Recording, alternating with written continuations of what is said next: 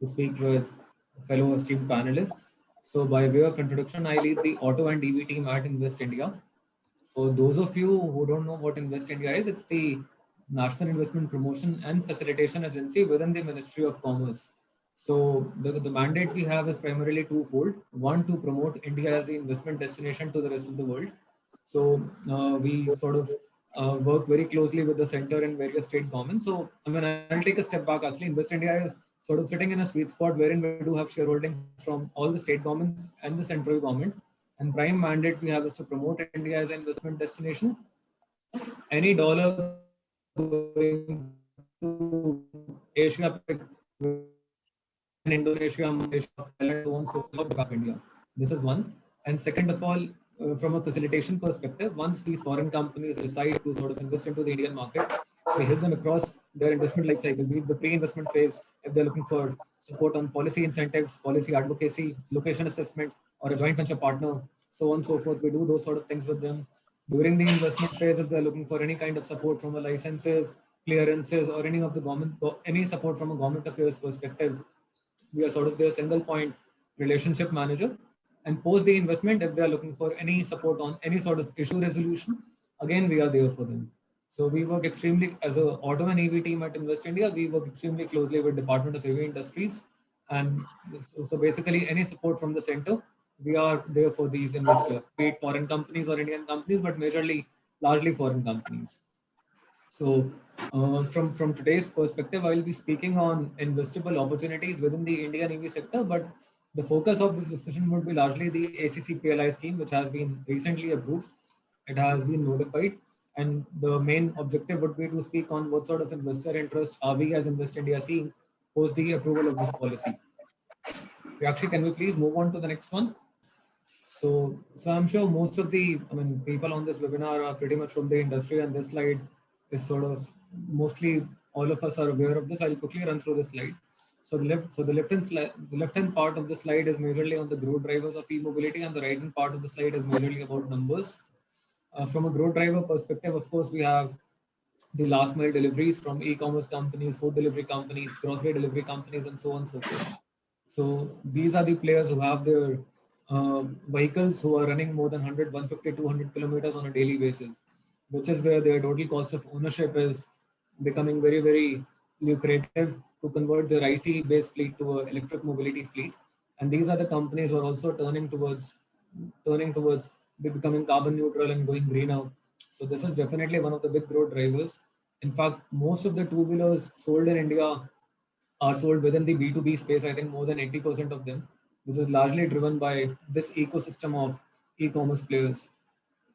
Then we have emergence of startup ecosystem, which we'll talk about in detail in the subsequent slides from an EV perspective. And then thirdly, from a localization perspective, of course, Government of India has been working on a multi-pronged strategy to promote localization within EV components. And I'll be covering this at length in the next slide. From a infrastructure development perspective, recently, the Department of Science and Technology and Office of Principal Scientific Advisor and Niti Aayog are sort of coming up. They have done a lot of consultations with the industry, and they are coming up with the standards for low-speed charging station, AC charging station, within a target price of 3,500 rupees. These official standards should be coming out anytime by Bureau of Indian Standards. It should be out very soon.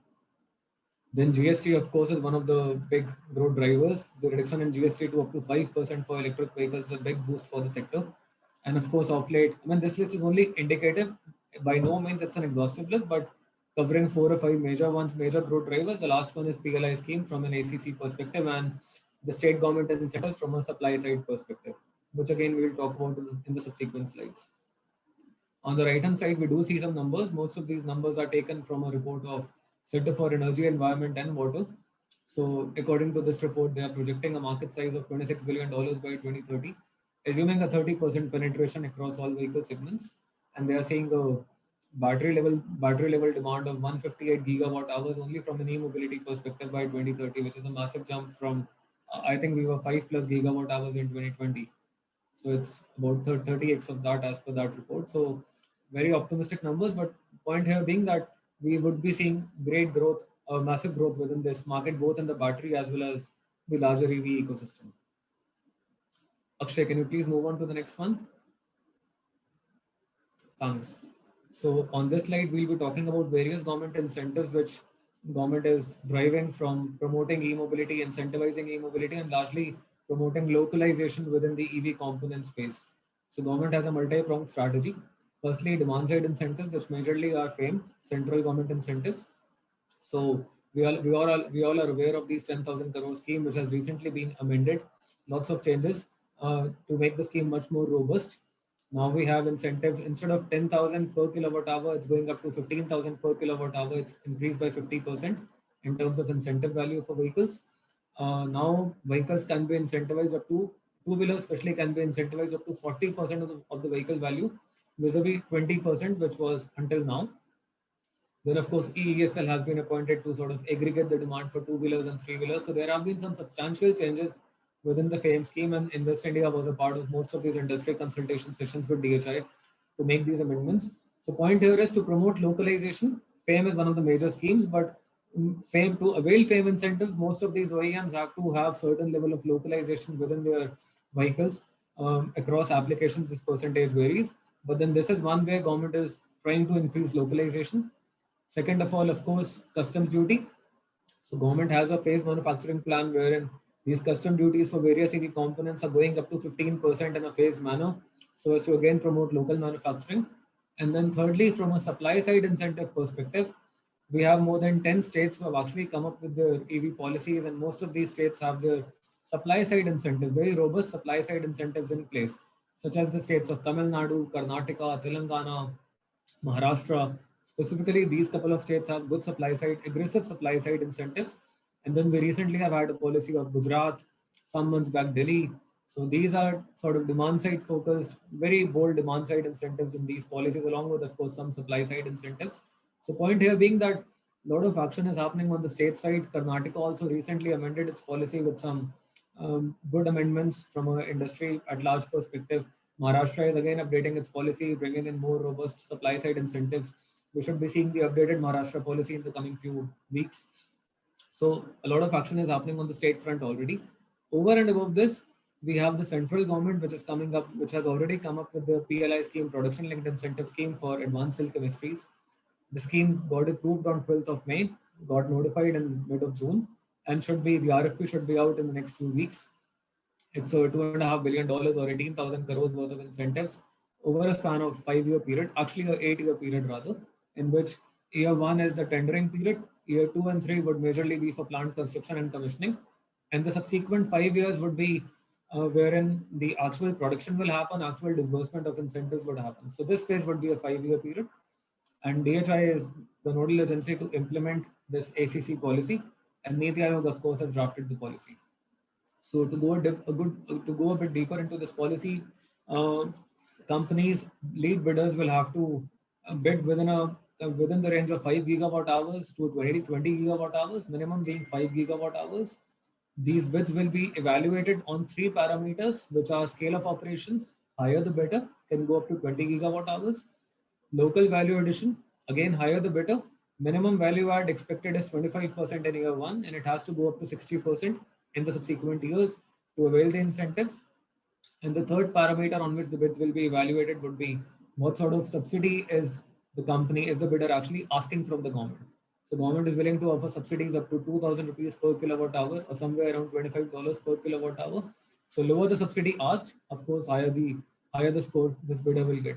So 80% value will be given to technical parameters in evaluating the bids, which are scale of operations and local value add, and balance 20% would be on the subsidy which these bidders would be asking, the weightage. Uh, Also, this policy is extremely flexible. It's a technology agnostic policy. So we are seeing, this policy is sort of promoting applications across stationary applications across e-mobility. Cells can be sold in India, can be sold outside of India. There is no limitation on that. And we have this policy is allowing chemistries which can go from energy density of 50 watt hour per kg to up to 350 watt hour per kg. And similarly, on the cycle life, chemistries can go all the way from 1,000 cycles to 10,000 cycles.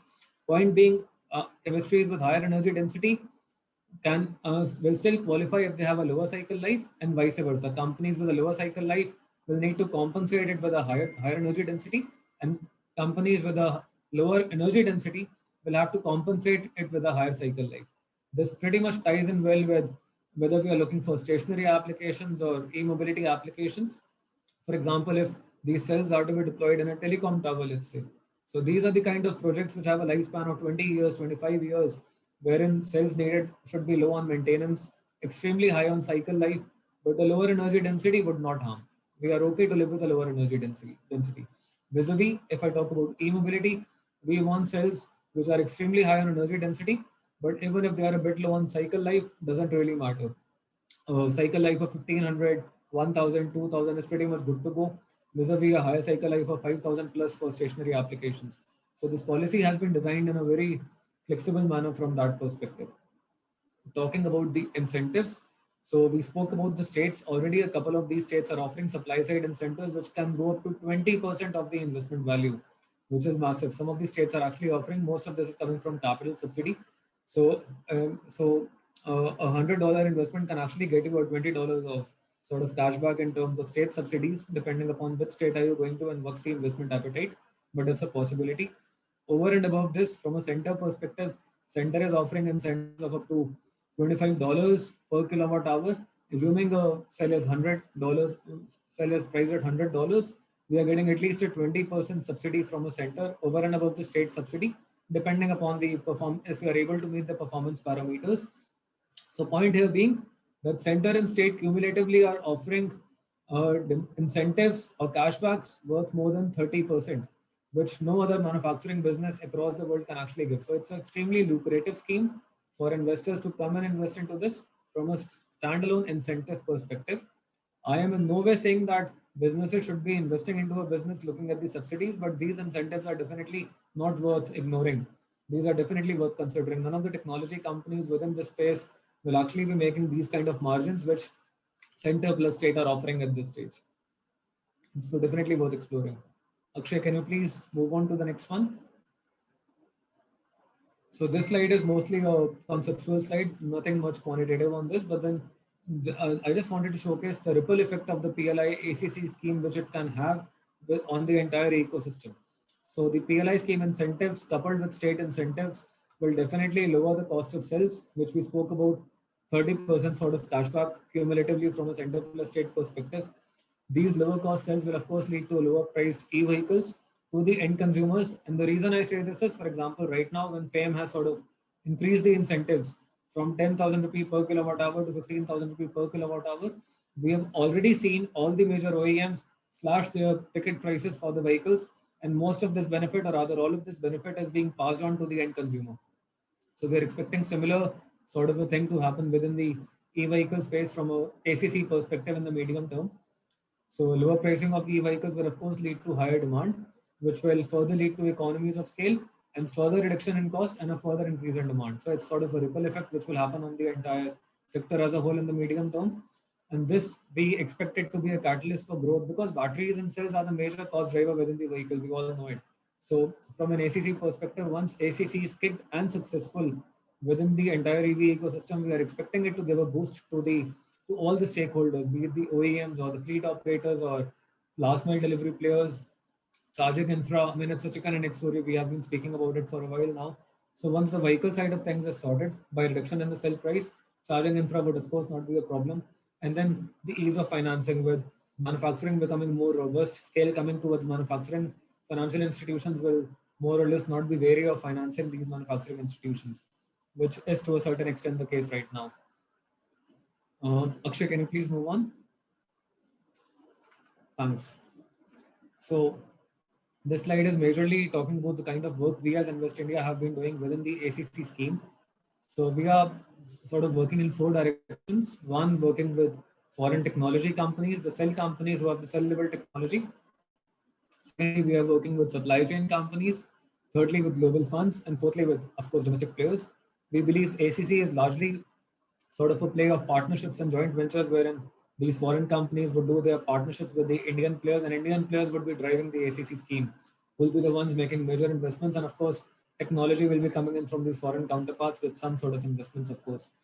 So deep diving into the first category, we are already working with multiple technology cell level companies across different parts of Europe, across different parts of Asia, barring China, and different parts of North America, of course. So we are working with 6+ technology companies to be precise at this time.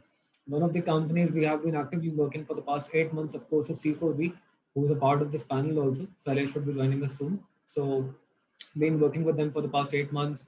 Their chemistry is pretty much interesting, which is non-nickel, non-cobalt, and very, very rich in minerals, which are highly abundant in the Indian subcontinent.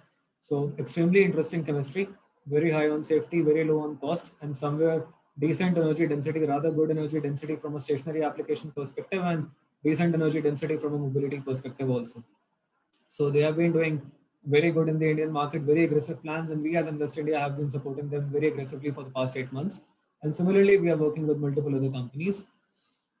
From a supply chain perspective, as we all know that PLI is sort of expecting a 60% value add within the EV, within the cell space. So we are working with supply chain companies. Rather, most of our partners, cell level companies are already bringing their supply chain partners. They have plans of getting their supply chain partners along with them when they come to the Indian market. For example, C4V falls into this category itself.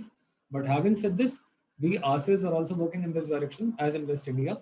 So anyone who says that 60% value add is a little bit of a challenge within the Indian market because of a challenge of raw materials and so on and so forth, we sort of beg to differ. The reason being, if you talk about lithium, which is not present in India or largely not present in India, it's only about 5% of the value. If we talk about anode, which is about 15% of the value, India is extremely abundant in carbon and graphite, and we are already looking at working with a couple of Indian players who are doing anode manufacturing in India, be it Epsilon Carbon or be it the likes of Himadri Specialty Chemicals and a couple of others we have been in initial discussions with. So we have some players doing anodes within the Indian market, which is 15% of the value. In year one, the PLI scheme is only mandating 25% value add, which is pretty much possible with basic cell assembly and cell finishing. Even if a player is sort of importing the electrodes, importing the electrolyte, of course, separators, all those major components are imported. A basic cell assembly and cell finishing will get you a 30% value add. Over and above that, Indian companies are doing anodes in India, which is again another 15% of value add, which makes it 45. Then the real value of the cell resides in the cathode, which is where the actual chemistry resides, be it the NCA, NCM, or LFP, or DM, LFP, or any other chemistry, LMNO. So most of these chemistries reside within the cathode. That is where the real technology is. And we are independently working with a few cathode material companies, pitching them the India story. And we are seeing some initial interest from these global chemical companies overseas. In addition to this, some of our partners from a cell manufacturing perspective are also bringing in their cathode partners to India when they look at their India journey. Thirdly, we as Invest India are pretty much working with some global funds who are willing to invest into these brownfield opportunities, into these consortiums of domestic players and these foreign cell companies. So it would be a three-way consortium in certain cases. So cases wherein these domestic players plus the foreign technology companies are still looking for external equity support, external financing support, because this is a highly capex heavy game. So we are working with a few global funds, and we have got a good amount of traction from a couple of Middle Eastern funds who are exploring a couple of these opportunities, a couple of consortiums within India from an ACC perspective, and we are facilitating those. And then lastly, of course, we are working with a lot of domestic players who are from either the auto space or energy space or oil and gas or chemicals, because these are the sectors largely looking at the PLI ACC scheme. We are working with companies across different sizes, medium-sized companies, extremely large companies, unicorns, companies across the private sector, companies across the public sector, working across the spectrum pretty much. Akshay, can you please move on to the last slide? Thank you. So this would be my last slide, and this is sort of a snapshot of Indian EV ecosystem, startup ecosystem. Again, indicative sort of a snapshot that Indian startup ecosystem is sort of it's the one actually driving the complete ecosystem. These startups are pretty much present across the value chain. We have players across vehicle manufacturing, be it Ampere, Ola Electric, Ather Energy, and then we have players doing battery assembly. We have players doing battery as a service, swapping such as Sun Mobility, battery recycling, e-bike go, vehicle subscription, Bounce, platform makers, EVH, last mile delivery, Smarty, mobility as a service players like Lithium and Blue Smart, charging players like a Magenta. So we have players across the spectrum who are sort of touching the EV story in India, and most of these players are have extremely talented folks, but are sort of starved for capital. So we are working with all of these, most of these players, helping them in some way or the other from a funding perspective or different perspectives. And we believe that ACC scheme in general will be a major boost directly or indirectly to the entire ecosystem, including the startup ecosystem. So we as Invest India are extremely bullish on the approval of ACC scheme, and we are looking forward to the RFP in the coming few weeks. That's it from my side. Thank you.